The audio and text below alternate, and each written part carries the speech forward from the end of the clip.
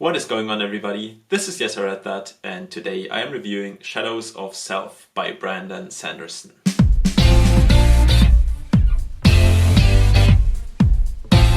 Shadows of Self is the fifth book in the Mistborn series, and it's the second book in the second trilogy, I guess. If you do not know what Mistborn is at all, then check out some reviews about the first Mistborn book. Otherwise, I'll just assume that you're up to date on the series as well. This book continues straight from the last one, from the fourth book. In my opinion, it's even a little bit better than the last book. But let's get into the review. I'll start with the story and then tell you my likes and dislikes and my score for the book. So, the story. This is going to be a bit short because I'm not sure how much I can actually tell you without spoiling very much. So I'll try. As I said, it continues on from the last book. It starts a bit later and we get some more development in the beginning of the relationships with Marasi and Wax. Of course, Wax and Wayne are back. And we get the relationship with Marasi and Steris because obviously Wax is supposed to marry Steris, but Marasi has feelings for him and he kind of has feelings for her probably too. So that starts and that gets more developed in the book. But the main focus of the book is that there is a new danger in the city.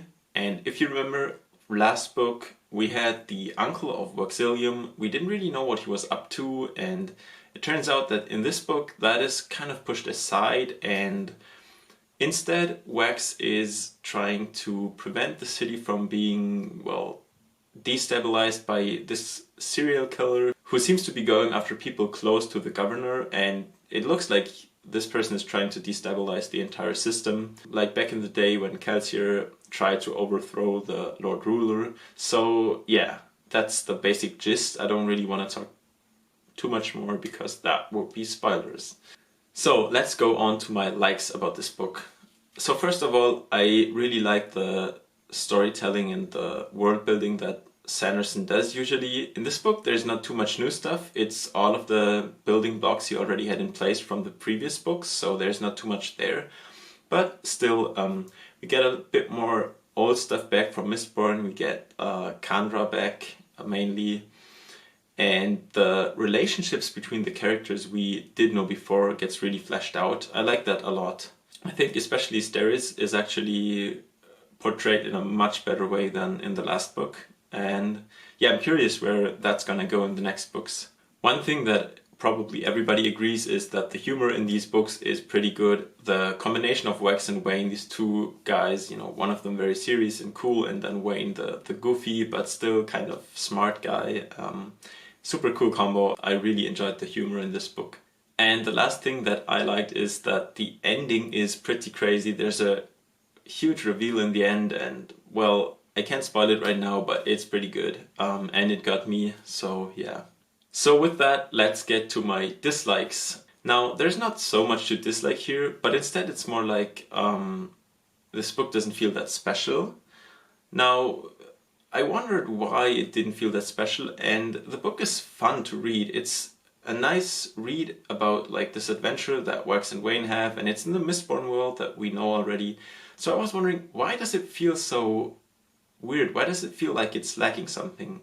And I thought maybe it's because we never get any new development. You know, the entire magic system is already explored. We know that from Mistborn. Just the characters in this book don't know it yet. And there's hardly anything that can really catch you off guard in that aspect. So maybe I wish something new was happening, which it seems like it's going to be the case in the next book maybe. So yeah, looking forward to that. But still, I think the book is a fun adventure and a fun read, but just not that special. Overall, I gave this book an 8 out of 10. I feel like it's a bit better even than the last book, but still it lacks that something to make it really an amazing book. But yeah, it's a great read. I highly recommend to everybody who read the last one. Yeah, I just really like Sanderson's style, and well, this book obviously is written by him, so... Alright, so if you didn't read the book, then make sure to turn off the video. I'm gonna talk like spoilers a little bit now. I didn't say, but well. Anyways, what I'm gonna talk about is first of all, the Leslie reveal in the end that she was actually a Kandra and that he loved her and he killed her, but she didn't even really die because she was a Kandra. So that was so weird, and the Kandra who did it was so twisted, like she was so confused herself, it seemed like. And well, then there's this other thing I want to talk about, because while the Kandra was crazy, there's something more, and that's that the gods seem to have some relevance. And in this book, it looks like there is a new god stepping into the frame, and we don't really know who it is, so nothing was revealed, but I feel like the next book is gonna step it up a lot. Probably new reveals about the entire Cosmere, so I'm pretty excited. Yeah, but that's all I wanted to talk about for now. So yeah, if you like this short review, make sure to drop a like, and if you read the book, let me know what you think in the comments below. And I'll see you in the next video. Till then, bye!